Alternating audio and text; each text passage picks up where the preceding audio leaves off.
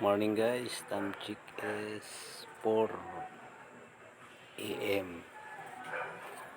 Naghahanda na po kami para sa biyahe.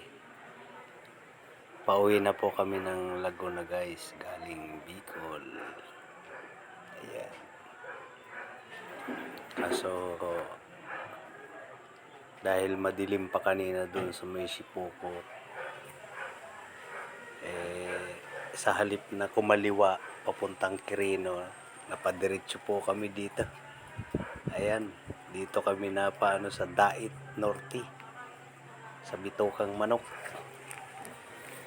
Kaya pala kanina habang paglampas namin ng Sipokot, sobrang liko-liko naman talaga. Kaso madilim pa kaya hindi na nakuha ng video guys.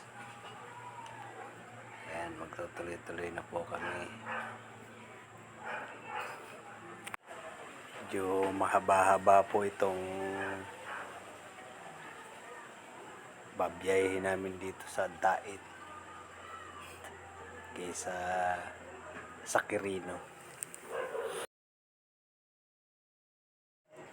Ayan guys, samahan nyo po kaming magbiyahe dito sa Dait Norte. Ayan. Sobrang ganda naman po ng kalsada guys, kaso malayo lang talaga. Ayan, ang kinis. Walang mga lubak-lubak.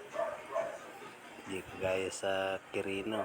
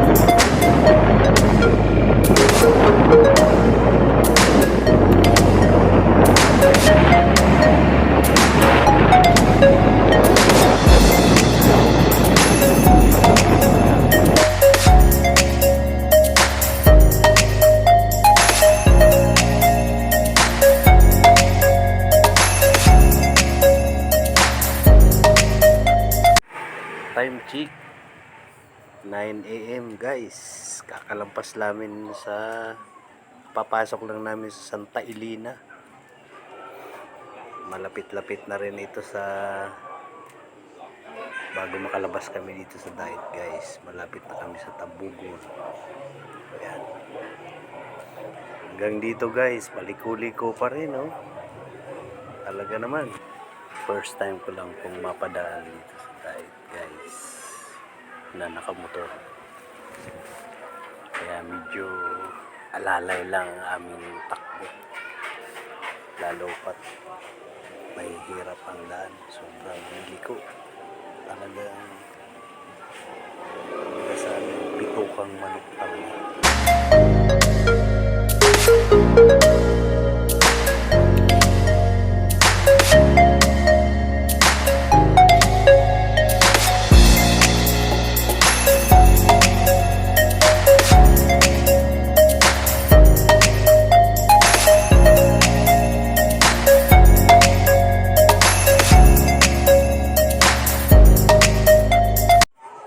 Oras ay 12:30 guys.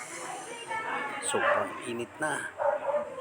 Kaya naisipan po muna namin magpahinga dito sa Gumaca, Quezon.